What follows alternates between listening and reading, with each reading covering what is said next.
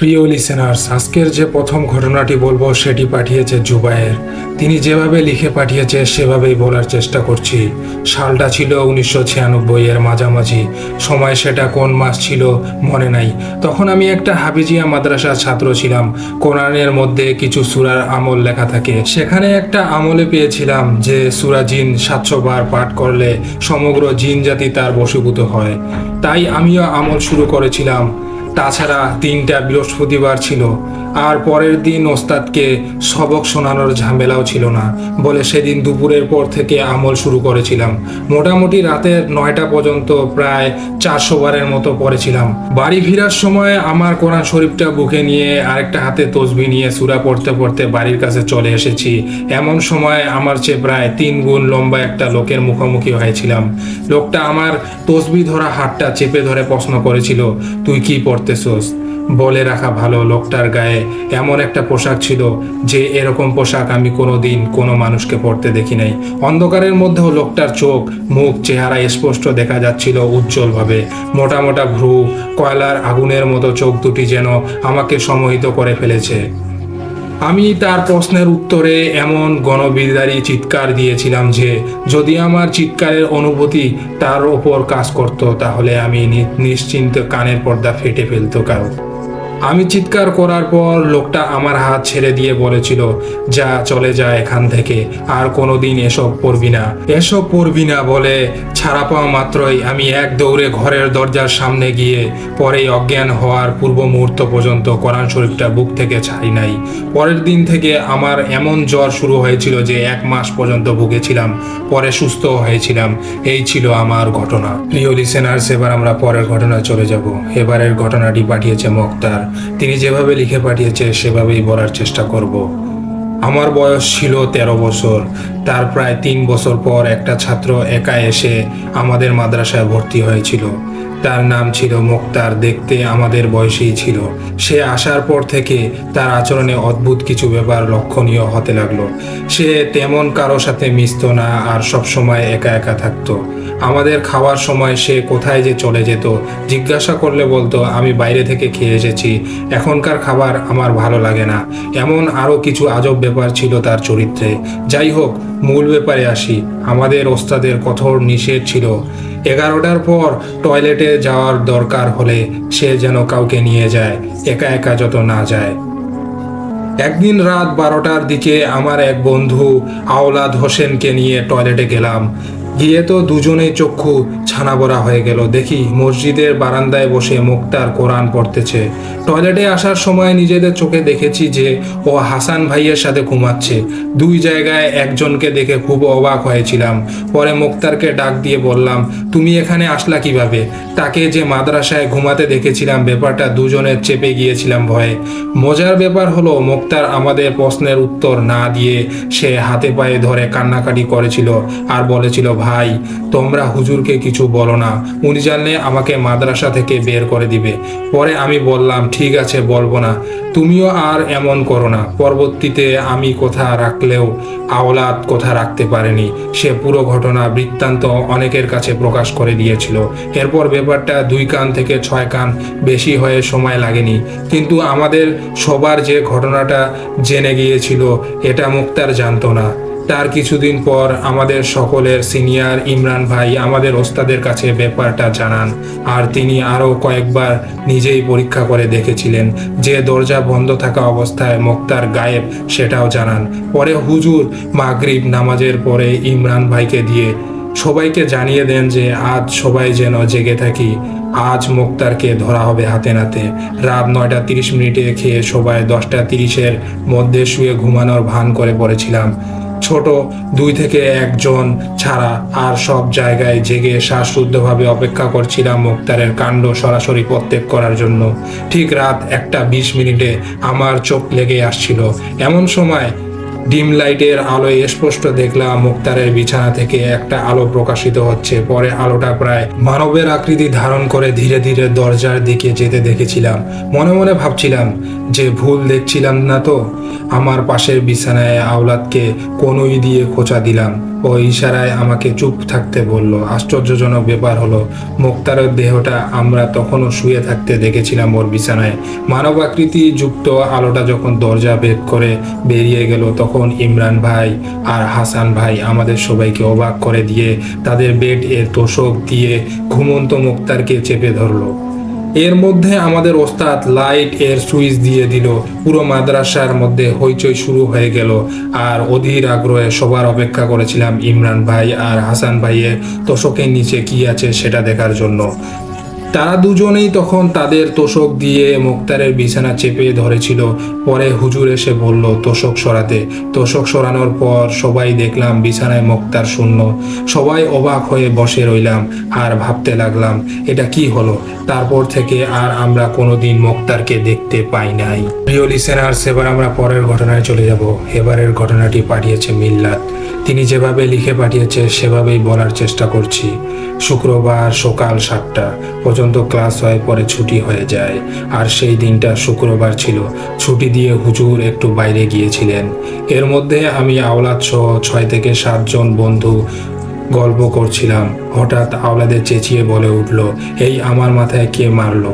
এটা মারের আওয়াজ শুনলেও কে মেরেছে দেখি নাই। ভেবেছিলাম আমাদের মধ্যেই কেউ হয়তো দুষ্টামি করেছে, তাই ব্যাপারটা পাত্তা দেই নাই। 4 থেকে 5 মিনিট যেতে না যেতেই দেখলাম আওলাদ শুধু চেঁচাচ্ছে আর বলছে, আমারে মাইরা ফেলাইলো, আমারে বাঁচাও। আমরা অবাক হয়ে দেখছিলাম। ওর নাকে মুখে স্পষ্ট আঘাতের চিহ্ন, কিন্তু আঘাতকারীকে আবিষ্কার করতে পারছিলাম না। আঘাতের আওয়াজ শুনেছি, চিহ্ন দেখেছি, অথচ আঘাতকারীকে দেখতে পাচ্ছিলাম না। কিভাবে সাহায্য করব তাও বুঝতে পারছিলাম না। এর মধ্যে দেখলাম মেঝের ওপর দিয়ে ওকে যেন কেউ টেনে হিচড়ে দরজার দিকে নিয়ে যাচ্ছে। বুঝতে পারি নাই যে এর চেয়ে অবাক করা কিছু দেখা আমাদের কপালে ছিল। দেখলাম আওলাদ যখন দরজায় প্রায় কাছে পৌঁছে গেছে, তখন সে ধীরে ধীরে শূন্য ভেসে উঠেছে।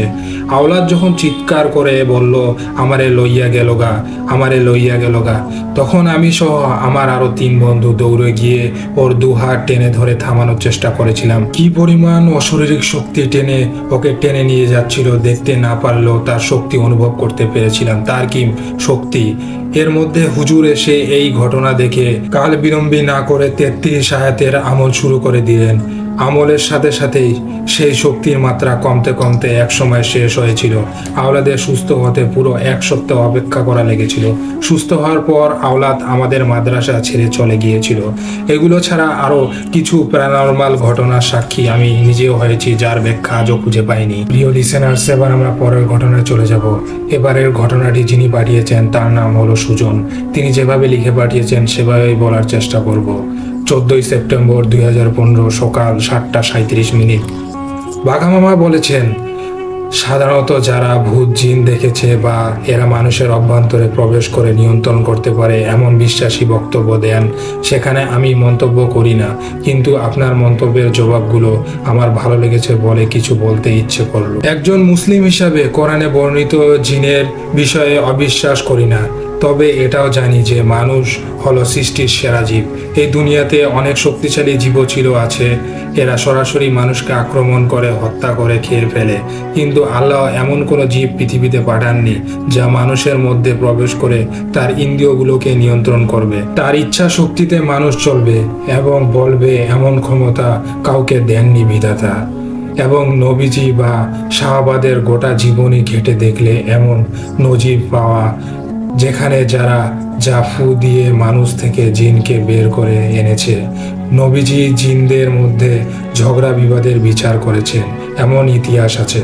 কিন্তু কোনো ব্যক্তিকে জিন নিয়ন্ত্রণ করেছে এবং নবীজি তা থেকে মুক্ত করেছেন আমি পাইনি।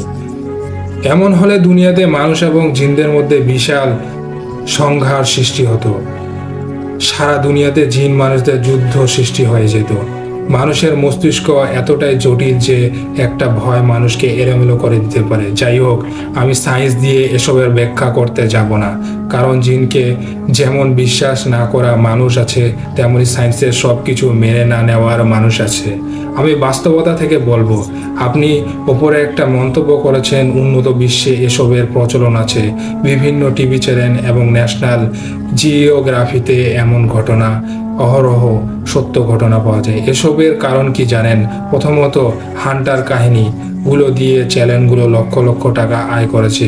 পরে বিষয় হলো আমাদের ইসলামে আধ্যাত্মিকভাবে কোরআনের ব্যবহার করেছে। সূরা পরে ফু দিয়ে রোগ বালাই থেকে শুরু করে জিন ভূত তাড়ানো সহ অনেক মজেজা মানুষ দেখাচ্ছে।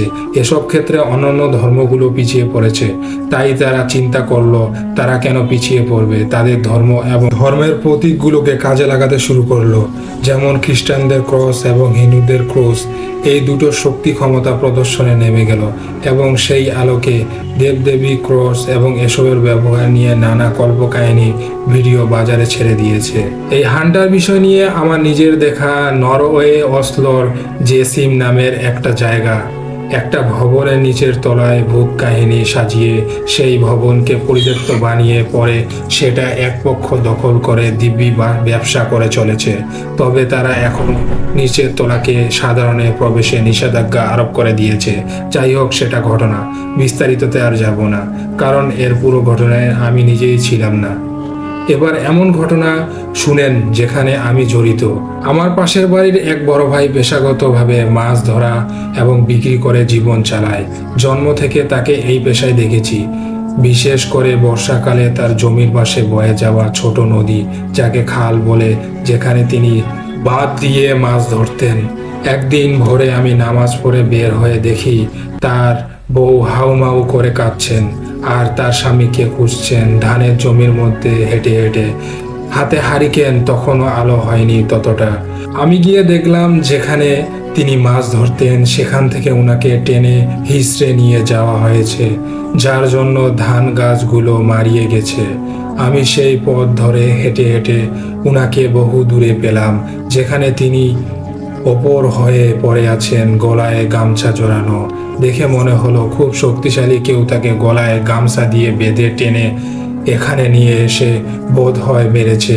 উনি অজ্ঞান হয়ে পড়ে আছেন। বিষয়টা দেখে সবাই এক বাক্য বলে উঠল, ভূত বা জিনে মেরেছে। যুক্তি হিসাবে তারা বলেছে পাশের কবরস্থান আর মাছ ভূত জিন খুব লাইক করে। তারপর হুজুরকে খবর দেওয়া হলো। তিনি কি একটা গাছের ডাল দিয়ে পেটাচ্ছেন আর নাকের মধ্যে সরিষার তৈল দিচ্ছেন, আর উনার একটা আঙ্গুলকে দুটো কাঠ দিয়ে চেপে ধরেছেন। উনি ব্যথায় চিৎকার করছেন। এখানে আপনাকে একটু বলি, যদি কলম থাকে আপনার পাশে, তাহলে দুটো কলম নিয়ে আপনার যে কোনো একটা আঙ্গুলে চেপে ধরুন এক্ষুনি। এরপর বলুন আপনার কেমন লাগছে। এইভাবে যদি আমি আপনাকে ধরিত, এই দেশে যত খুন হয়েছে তা আপনি করেছেন, এটা বললেও আপনি মেনে নিতে চাইবেন না। আমি করেছি। যাই হোক, অবশেষে ওই বড় ভাই ব্যথার যন্ত্রণায় কাতর এবং হুজুর যা যা বলেছেন তা তিনি মেনে নিচ্ছেন। এক সময় অজ্ঞান হয়ে গেল। আবার তখন হুজুর বলল অনেক বজ্জাত জিন আমাকে কাহিল করে ফেলেছে, তাকে বোতলে ঢুকিয়েছি, সেটা আমি মাটির নিচে পুঁতে ফেলবো। হুজুরকে টাকা দিলে হুজুর চলে গেল। আমি সেসব নীরবে দেখেছি, কিছু বলছি না, কারণ বলে লাভ নেই। এখানে একটা মানুষও নেই যে আমার কথা শুনবে বা উল্টো আমাকে জিন বলে বোতলে ঢুকিয়ে ফেলবে। যাই হোক, এই ঘটনার 3 মাস পর আমাদের বাড়ির পাশে একটা চায়ের দোকান আছে। সেখানে সবাই মিলে রাতে আড্ডা দেয়, তাস খেলে এবং নেশা করে। আমি ঢাকা থেকে বাড়ি আসার পথে সেই দোকানের সামনে দাঁড়িয়ে এক চাচার সাথে কথা বলছিলাম। রাত তখন 12টা হবে। একসময় ভিতর থেকে কামাল নামের এক লোকের উচ্চ স্বরে কথা আসছে। আমি এবং চাচা কথা বন্ধ করে তার কথাগুলো শুনছিলাম। সে নেশা করে তাস খেলছে আর তার সাথে বন্ধুদের বলছে, হুদাকে সেদিনে মেরে ফেললাম আমি, তার বউ বাচ্চার কথা মনে হওয়াতে ছেড়ে দিলাম। তাকে আমি বারবার বলেছি, হুদা তুই এখানে খালের মধ্যে বাদ দিস না, আমি স্রোতে আমার জমিটা ভেঙে যাচ্ছে। আমি অনেক কষ্টে ভরাট করি ওই দুপাশের জমিটা, তোর কিন্তু খালের এই পাশের জমিটা আমার। তোর মাছ ধরার কারণে আমার জমিটা ভেঙে খালের মধ্যে পড়ে যাচ্ছে। সে আমার কোনো কথাই শুনল না। সেদিন গলায় গামছা বেঁধে টেনে হিঁচড়ে দক্ষিণ মাঠে নিয়েছিলাম। জানে মারি নাই, তবে ভিতরে খুব খবর ফেলেছি। কালাম তাকে অন্ধকারে পিছন থেকে এসে প্রথমে তার গায়ের শার্ট দিয়ে মুখ চোখ বেঁধে ফেলেছে এবং হারিকেনে খালের মধ্যে ফেলে দিয়েছে। তারপর হুদায় গলার গামছাটা দিয়ে তাকে বেঁধেছে। এখন দেখুন, হুজুরটা সেদিনে যা বলল করলো সবগুলো মিথ্যা। তিনি বলেছেন জিনটা অনেক খারাপ, তার 10টা সন্তান, সে এই কবরস্থানে 20 বছর ধরে থাকে। হুদার কাছে মাছ চেয়েছে, দেয়নি সে সারা রাত হারিকেন জ্বালিয়ে রাখে, যা জিনের সমস্যা হয়, তাই তাকে ধরে মেরেছে এবং হুজুর তাকে বোতলে ঢুকিয়েছেন। প্রিয় লিসেনার্স, এবার আমরা পরের ঘটনায় চলে যাব। এবারের ঘটনাটি পাঠিয়েছে সুজন। তিনি যেভাবে লিখে পাঠিয়েছে সেভাবেই বলার চেষ্টা করছি। আমি রিফাত। আমি যেখানে থাকি সেই জায়গা দেশের অধিকাংশ মানুষ চিনেন। ঢাকা জেলার মোহাম্মদপুর এর একটা কোয়ার্টারে থাকি। এই এলাকাটা একটু গ্রাম এর মতো। একদিন রাতে বাসায় ইলেকট্রিসিটি না থাকার কারণে আমি বাইরে বের হই। হঠাৎ করে মনে হয় বাড়ির পুকুর পাড়ে যাই। যেই ভাবা সেই কাজ, হাঁটতে হাঁটতে পুকুর পাশে এসে বসলাম। রাত তখন 12টা হবে। ভালোই লাগছিল মৃদু বাতাসে। সময়টা গরমকাল হওয়ায় আমি একটা হাফ গেঞ্জি পরে বের হয়েছিলাম। হঠাৎ করেই পিঠের তীব্র ঠান্ডা বাতাস অনুভব করলাম। এই বাতাসে আমার শরীরের লোম দাঁড়িয়ে গেল ঠান্ডার কারণে। পুকুর পাড়ের বাঁশঝাড় হওয়ায় বাতাস আসা স্বাভাবিক ভাবলাম। আমি পুকুরটিকে উল্টো করে বসেছিলাম। আমি পিছনের দিকে ঘুরে তাকালাম। দেখি পাকা করা পুকুরের সাথে বসে আছে একটি সাদা কাপড় পরা মৌলভী টাইপের একটি 17 থেকে 18 বছরের একটি ছেলে।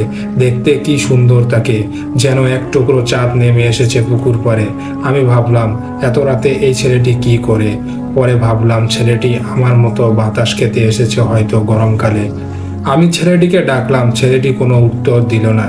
ছেলেটিকে যতবার ডাকা হলো ছেলেটি কোনো উত্তর দেয় না। আমি তাকে ডাকায় ছেলেটি কান্না করতে শুরু করে। সে এমনভাবে কাঁদছিল মাথা নিচু করে, আমি এমন কান্না শুনিনি জীবনও।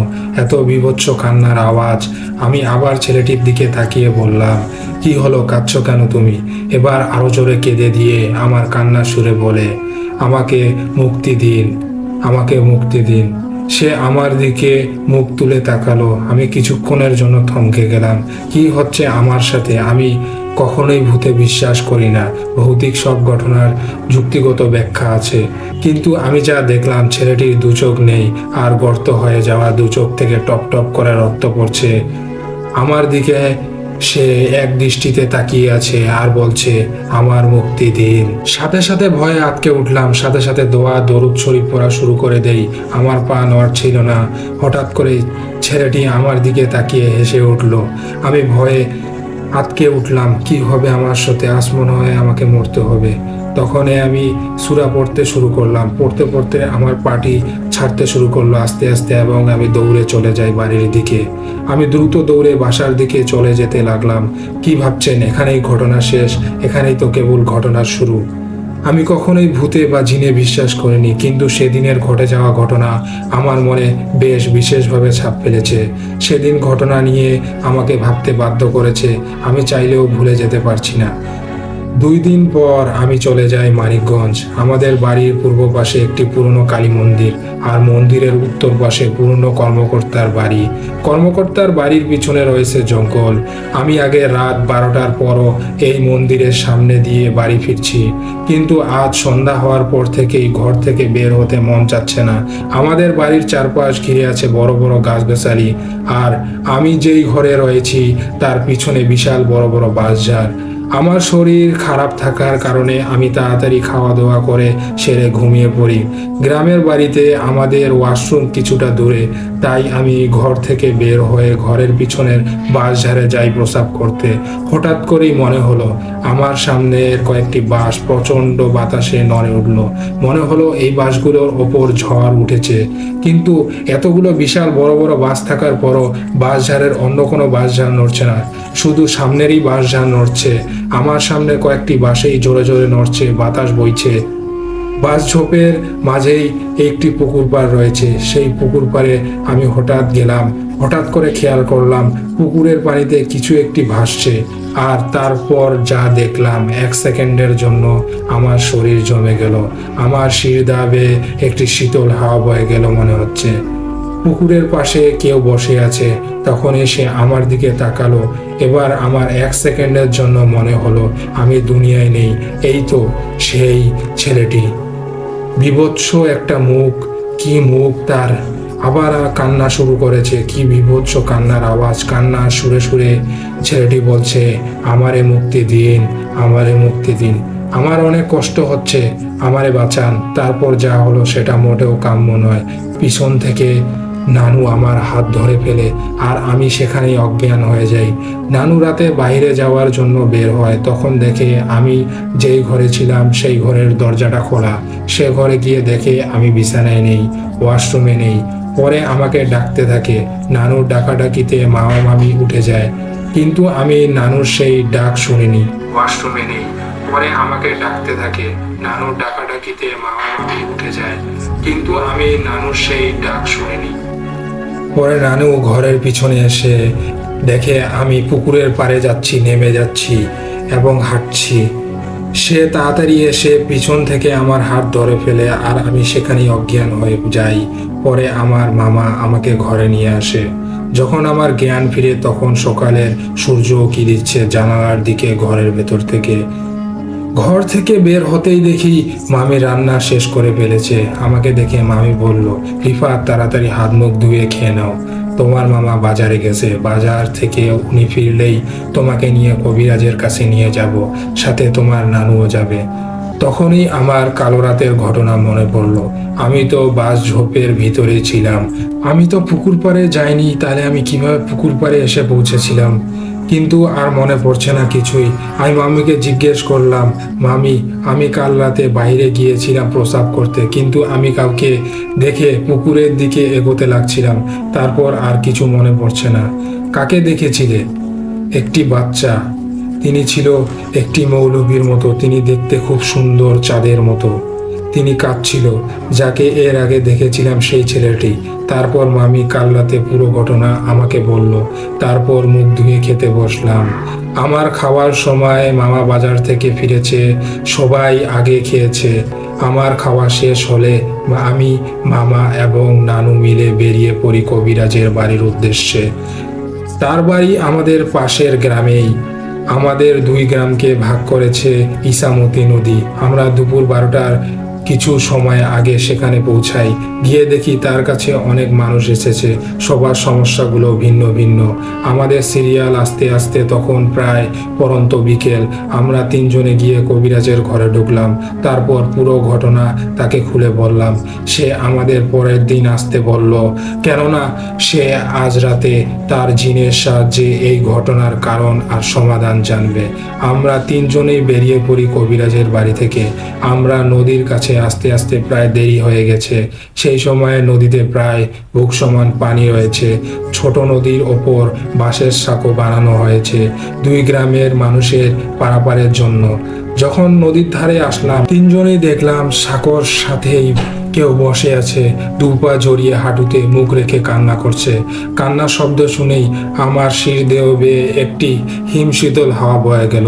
এটি যে সেই চেনা বিভৎস কান্না, এ তো সেই ছেলেটি।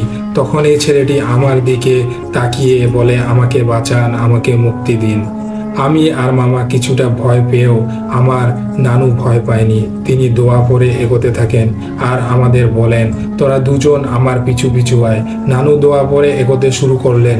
নানু এবার একটু জোরে জোরেই দোয়া পড়া শুরু করলেন। হঠাৎ করেই তখন দেখি ছেলেটি উধাও। আমরা 3 জন হাঁপ ছেড়ে বাঁচি। আমি আর মামা 2 জনেই ঘেমে একাকার। কি বিভৎস সেই চেহারা! যখনই আমরা সাঁকোর বাঁশে হাত রাখলাম তখনই একটি তীব্র গন্ধ নাকে এলো। মনে হচ্ছে কোনো পচা জিনিস অনেক দিন ধরে যেভাবে থাকে সেভাবেই। আমরা দ্রুত বাড়ি পৌঁছে যাই। পরের দিন আমরা কবিরাজের বাড়িতে যাই। তিনি আমাদের বসিয়ে বলতে শুরু করেন, এই ছোট ছেলেটি অনেক দিন আগেই পুকুর পাড়ে মারা গেছে। কিন্তু সমস্যা সেখানে নয়, সমস্যাটা হলো তার দাফনে। তার দাফন ঠিক মতো দেওয়া হয়নি, যার জন্য ছেলেটির আত্মা এভাবে ঘুরে বেড়াচ্ছে এবং পুকুর পাড়ে দেখা যায়। আপনারা যত দ্রুত পারেন ছেলেটির দাফন আবার নতুন করে করানোর ব্যবস্থা করুন। আমরা সবটা শুনে চলে আসব। ঠিক তখনই মনে পড়ল গতকালের ঘটে যাওয়া সেই সাকর ঘটনা। সে ঘটনা কবিরাজকে খুলে বললাম। তিনি আমাদের তিনজনের হাতে তাবিজ বেঁধে দিলেন। সেই দিন বাড়ি ফিরেই আব্বুকে সবটা জানানো হলো। তিনি ছেলেটির পরিবারের সাথে কথা বললেন। তারপর একটি হুজুরকে সাথে নিয়ে সবকিছু ঠিক করা হয়। তারপর থেকে আর কোনো সমস্যা নেই, কেটে গেছে। আপনাদের আরেকটি কথা বলা হয়নি, যখন ছেলেটি নতুন করে দাফন দেওয়ার জন্য বের করা হয়েছিল, কবর থেকে উঠানো হয়, তখন দেখা যায় ছেলেটির দু চোখ থেকে রক্ত পড়ছে। আর কি বিভৎস দেখাচ্ছে, চোখের জায়গায় বিশাল দুটি গর্ত করা। প্রায় এক সপ্তাহ পরের ঘটনা। আমি বাসায় ফিরেছি, তখন কেউ রাস্তার পাশে বসে রয়েছে মনে হচ্ছে। যেই আমি তাকে পাশ কাটিয়ে চলে আসব, তখন আবার সেই কণ্ঠ, আপনাকে ধন্যবাদ আমাকে মুক্তি দেওয়ার জন্য, আমাকে বাঁচানোর জন্য ধন্যবাদ আপনাকে, বলেই আমার দিকে মুখ তুলে তাকালো। সেই একই চেহারা। আজকে শুধু ছেলেটির মুখে হাসি। কি আশ্চর্য, আমার একটুও ভয় করছে না সেই বিভৎস চেহারা দেখে, বরং ছেলেটির সাথে সাথে আমিও একটি ছোট হাসি দিয়ে চোখের একটি পলক পড়তেই দেখি সেখানে কেউ নেই। এটাই ছিল আমার ঘটনা। প্রিয় লিসেনার্স, এবার আমরা পরের ঘটনায় চলে যাব। এবারের ঘটনাটি পাঠিয়েছে মেহেদি হাসান নাদিম, নেত্রকোনার ময়মনসিংহ থেকে। 15/7/2021 তারিখের ঘটনা এটা। গ্রামের বাড়িতে ধান ক্ষেতের আইল, দুইটি ক্ষেতের মাঝে সরু রাস্তা, টর্চ লাইট জ্বালিয়ে কুদ সরু বর্ষার মতো দিয়ে মাছ ধরার অভ্যাসটা বহু পুরনো আমার। একদিন টিপটিপ বৃষ্টি ভেজা সন্ধ্যায় মাছ রাখার ঝুড়িটা কোমরে বেঁধে নিয়ে রওনা হলাম মাছ ধরতে।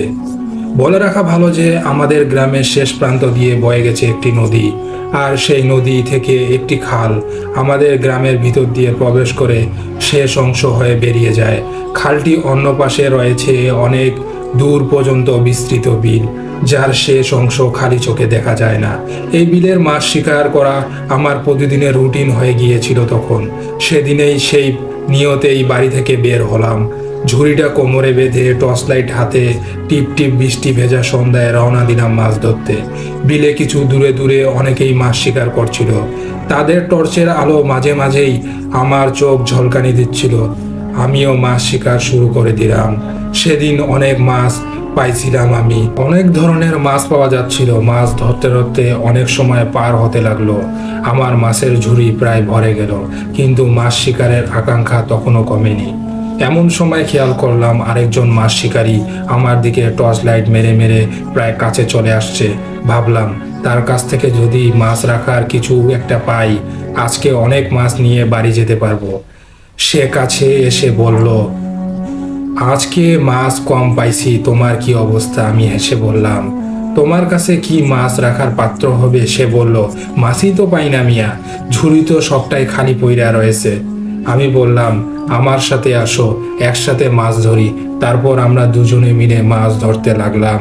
কিছু সময়ের মধ্যেই আমরা অনেক মাছ পেলাম, কিন্তু ঝুড়িতে এত এত মাছ রাখতেছি আমরা, তবুও ঝুড়ির মাছ একদমই বাড়লো না। আমি তাকে জিজ্ঞাসা করলাম, ভাই মাছগুলো কই গেল? সে কিছু বলল না, শুধু মাছ ধরেই চললো। বিষয়টা ভালো লাগলো না একদম। আমি মাছ শিকার করা বাদ দিয়ে তার কাছে গিয়ে মুখের দিকে টর্চ লাইট আলো মেরে বললাম, আমার মাছ গেল কই? সে আমার দিকে তাকালো এবং চুপ করে রইল। তার চুপ করে থাকা আমার প্রচণ্ড রাগ উঠে গেল এবং আমি তাকে ধাক্কা মেরে পানিতে কাদার মধ্যে ফেলে দিলাম। তারপর আমার জীবনটা সেখানেই বদলে গেল। আমি আমার চোখকে বিশ্বাস করতে পারছি না। কয়েক সেকেন্ডের পরে সে উঠে দাঁড়ালো এবং শরীরের ময়লা ঝাড়া দিয়ে ফেলে দিল। তার চোখ বিড়ালের মতো নীলচে হয়ে গেল। শরীরটা মেয়ের আকৃতিতে অসম্ভব লম্বা হতে শুরু করলো। চুলগুলো মাথা থেকে পড়ে যেতে লাগলো আর তার শরীর থেকে সাদা ধোঁয়া বের হতে লাগলো। মনে হচ্ছিল দূর আকাশের কোনো রহস্যময় শক্তি আমার সামনে আছে। আমি পায়ে জোর হারিয়ে ফেললাম। হুট করে অনিচ্ছায় বসে পড়লাম। কিছু বলবো না কি করব বুঝতেই পারছিলাম না। হঠাৎ করে সে বলল, আমি তোর মাছ খেতে এসেছি। তুই প্রতিদিন আমার মাছগুলো মেরে নিয়ে চলে যাস, তাই তোকে শিক্ষা দিতে আমি তোর মাছগুলো খেয়েছি। আমি ভয়ে কাঁপতে কাঁপতে বললাম, কিছু তো জানতাম না, দয়া করে আমাকে ছেড়ে দিন। সে হেসে বলল, তুই ভাবলি আমি তোর কথায় বিশ্বাস করব? আমি জানি তুই আমার থেকে মাছ চুরি করিস দিনের পর দিন। আজ তোর শাস্তির দিন। আমি চিৎকার করে উঠলাম, না, দয়া করে আমাকে কোনো ক্ষতি করবেন না। আর কোনো দিন মাছ খাবো না, মাছ ধরবো না, এখানেই আমাকে ছেড়ে দিন। সে ভয়ানক হাসি এসে বলল, তুই এখানে আর মাছ ধরবি না তা বুঝলাম, তার জন্য তুই কোনো শাস্তি পাবি না, কিন্তু আগের ভুলের মাসুলের তোর সাথে কি হবে সেটা তোকেই ভুগতে হবে। তারপর তার নীলচে চোখ দুটো জল জল করতে লাগলো। আমার শরীর শীতল হয়ে গেল, চোখের সামনে সব কিছু ঘুরতে লাগলো, আর আমি বেহুশ হয়ে গেলাম। যখন জ্ঞান ফিরে পেলাম তখন দেখলাম আমি গ্রামের পথে পড়ে আছি। আমার শরীর ভিজে একাকার অবস্থা, কাঁপতে কাঁপতে কোনো মতে বাড়ি ফিরলাম।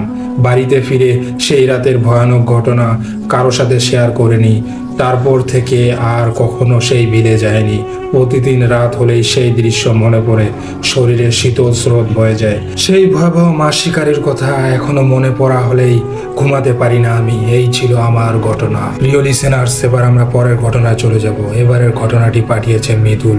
তিনি যেভাবে লিখে পাঠিয়েছে সেভাবেই বলার চেষ্টা করছি। আজকে আপনাদের সাথে ছোট কিন্তু সত্য একটা ঘটনা শেয়ার করব। আমাদের গ্রামের বাড়ি নড়াইলে। বাস থেকে নেমে 15 মিনিট মেঠো পথ দিয়ে হেঁটে যেতে হয়। আমি প্রতি 15 দিনে একবার করে যেতাম বাড়িতে।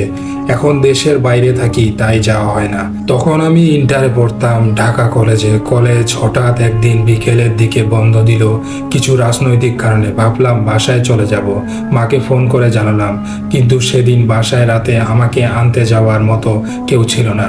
তাই মা বললেন আসিস না। আমি বুঝ দিলাম, তাও চলে গেলাম। বাস থেকে নেমে হাঁটা ধরলাম বাড়ির দিকে। রাস্তা পরিষ্কার, তখন শীতের শুরু, তাই মানুষজন একদম নেই। রাস্তা কিছু দূর যাওয়ার পর একটা ডোবা পড়ে, তাই পাশেই এক বিশাল তাল গাছ। এখানে নাকি অনেকেই খারাপ জিনিস দেখেছে, যদিও আমার সাথে কখনো এমনটা ঘটেনি। এবার অনেক দিন পরে বাসায় যাচ্ছি তাই আনন্দিত ছিলাম। ঠিক ডোবার পাশে আসার সাথে সাথে হঠাৎ পানিতে কি যেন ঝাঁপিয়ে পড়ার আওয়াজ পেলাম। আকাশে চাঁদ ছিল, মোটামুটি ভালোই দেখা যাচ্ছিল। সেই আলোয় দেখলাম পানিতে একটা মানব দেহ ভাসছে, সাদা কাপড় পরা। মানে কিভাবে বোঝায় যায় বুঝতেছি না। আসলে সেটা এক মেয়ের দেহ, শরীরে শাড়ি পরা, কিন্তু পুরো শরীর ঢাকা না। মনে হলো কেউ মেরে হয়তো ফেলে দিয়েছে। সারা শরীর ভয়ে একটা স্রোত বয়ে গেল। আগেই বলেছি আমার ভূতে ভয় নেই, তবে এসব ব্যাপার এড়িয়ে চলি আমি। চারপাশ তাকিয়ে দেখলাম কেউ আছে কিনা। যেহেতু আমি একমাত্রই পানিতে এটা ফেলার আওয়াজ শুনেছি, তাহলে অবশ্যই যে ফেলেছে সে আছে আশেপাশে। ডোবার পুরোটা দেখা যায় রাস্তা থেকে। অবাক হয়ে দেখলাম আশপাশে কেউ নেই। কি করব ভাবতেছি, এমন সময় হঠাৎ দেখলাম সেই দেহটা টুপ করে পানিতে ডুবে গেল। কেউ যেন নিচ থেকে টেনে নিয়ে গেল।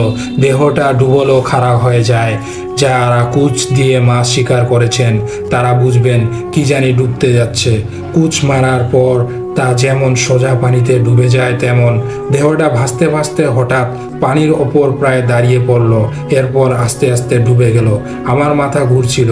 আল্লাহর নাম নিয়ে চিৎকার করতে করতে এক দৌড় দিয়ে বাসার দিকে যেতে লাগলাম। জানি না সেদিন কিভাবে বাসায় পৌঁছেছিলাম। আধুনিক ছেলে হয়ে এমন অদ্ভুত ব্যাপার বিশ্বাস করার কিছু নেই, কিন্তু এরপরেও আমার সাথে খুব ভয়ানক কিছু ব্যাপার ঘটে, যাতে আমি বিশ্বাস করতে বাধ্য হই যে এরা আছে, অবশ্যই আছে। আপনারা কি মনে করেছেন ঘটনা এখানেই শেষ?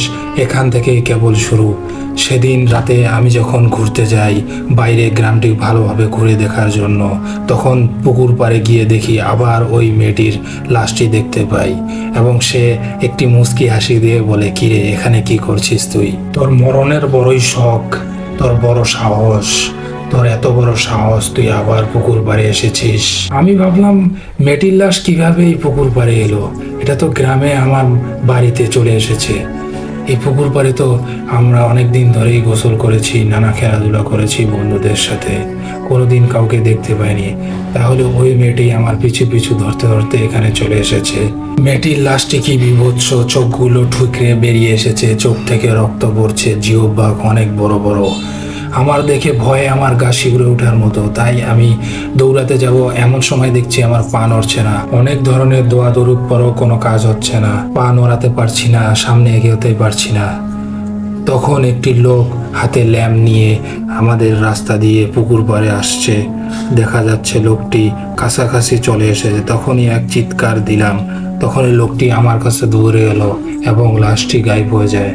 ওদিন থেকে আমি আর কোনোদিন রাতের বেলা বের হইনি।